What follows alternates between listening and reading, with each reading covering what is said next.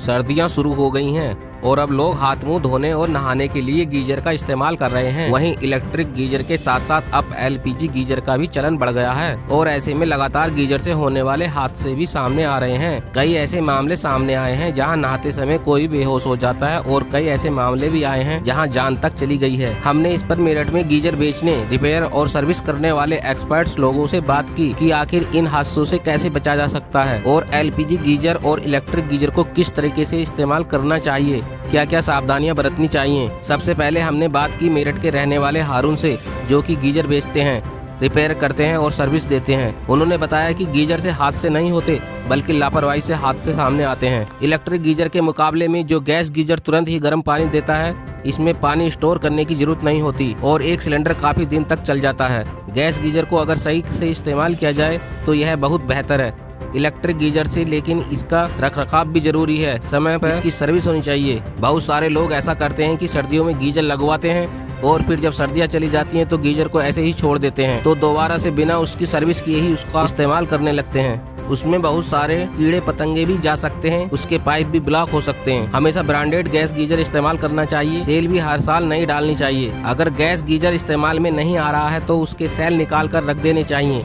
Cell भी हमेशा अच्छी कंपनी के ही लगाने चाहिए। उन्होंने कहा कि ऑक्सीजन आने और जाने के लिए सुविधा होनी चाहिए। बाथरूम बंद नहीं होना चाहिए।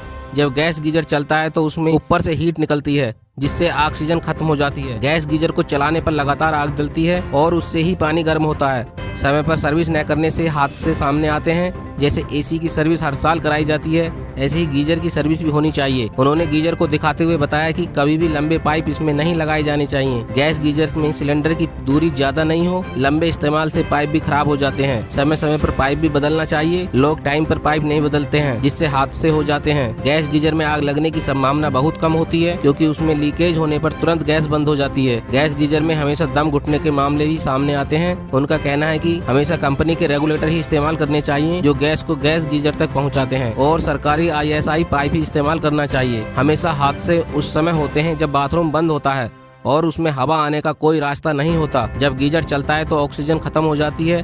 अगर 2 वेंटिलेशन हो तो और अच्छा है। गीजर को हो सके तो बाथरूम के बाहर लगाया जाए। इलेक्ट्रिक गीजर की बात करें तो अब ज्यादातर जो गीजर आ रहे हैं उसमें करंट की कोई दिक्कत नहीं आती है, लेकिन उसकी भी सर्विस होनी जरूरी है। जो पानी का टैंक होता है उसकी भी सर्विस करानी चाहिए। हमेशा गीजर को बंद कर इस्तेमाल करना चाहिए। गैस गीजर में रेगुलेटर लीक होगा तो आग लग जाती है। टाइम पर सर्विस नहीं कर रहे हैं तो हादसा हो सकता है। सबसे बड़ी बात ऑक्सीजन के आने जाने की अच्छी व्यवस्था होनी चाहिए। जब हम किसी चीज से सुविधा ले रहे हैं तो उसके कुछ नेगेटिव पॉइंट्स भी होते हैं जिनको ध्यान में रखना चाहिए। अगर आप सस्ते के मुकाबले कोई अच्छा गीजर ले लें तो उसमें बहुत ज्यादा कोई रेट में फर्क नहीं है। 1000 रुपए से 1200 रुपए का फर्क आता है। लोकल गीजर गैस ज्यादा लेता है, उससे जीवन को खतरा होता है। कंपनी हमेशा अच्छा सामान रखती है, ISI सामान लगाती है और सेफ्टी भी उसी में होती है। अगर आग लग जाए तो ऑटोमेटिक गीजर बंद हो जाए, ऐसा होना चाहिए। वहीं इलेक्ट्रिक गीजर और गैस गीजर सर्विस करने वाले आरिफ ने बताया कि हमेशा गीजर को नहाने से पहले ऑन करें और जब उसका इस्तेमाल हो तो उसे बंद रखें। गीजर को हमेशा बाथरूम से बाहर लगाना चाहिए। जब तक सर्विस न कराई जाए तब तक गीजर को इस्तेमाल न किया जाए।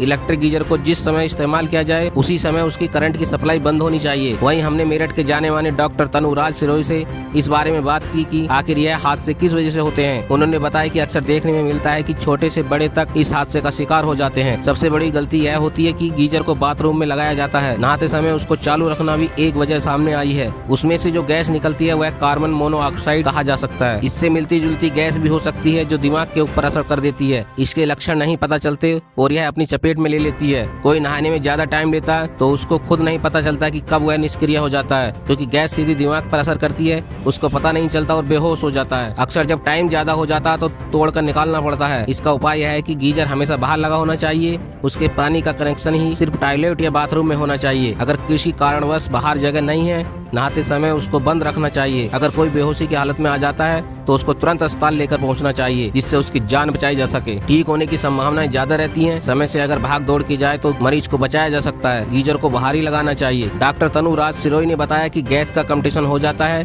कि कौन ज्यादा ऑब्जर्व होगी और बॉडी की ताकत कार्बन मोनोऑक्साइड लेने की क्षमता कई गुना ज्यादा होती है। ऑक्सीजन इसमें पीछे रह जाती है और वह चली जाती है तो वह दिमाग पर असर करती है। उसकी आवाज तक नहीं निकलती। अक्सर गाड़ी में भी ऐसा होता है। जब लोग गाड़ी बंद करके बैठ जाते हैं तो ऐसे में हादसे सामने आते हैं। गाड़ी के अंदर और गीजर चलाते वक्त हमेशा ध्यान रखना चाहिए कि समय कम लगना चाहिए या उस समय गीजर बंद हो। कार्बन डाइऑक्साइड और ऑक्सीजन कंपटीशन करती है। कार्बन डाइऑक्साइड कंपटीशन में कई गुना आगे निकल जाती है।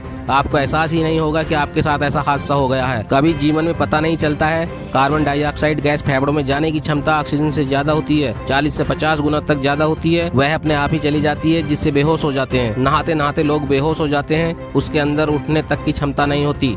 वेंटिलेशन हमेशा खुला रहना चाहिए। गीजर नहाते वक्त चालू नहीं होना चाहिए और जहां तक हो सके गीजर बाथरूम के बाहर ही लगाना चाहिए। उसका पानी का कनेक्शन ही सिर्फ अंदर होना चाहिए। इन उपायों से बचा जा सकता है।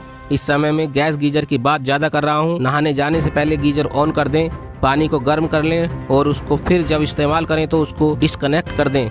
देश विदेश की खबरों से जुड़े रहने के लिए हमारे चैनल को लाइक करें, सब्सक्राइब करें और कमेंट्स करें।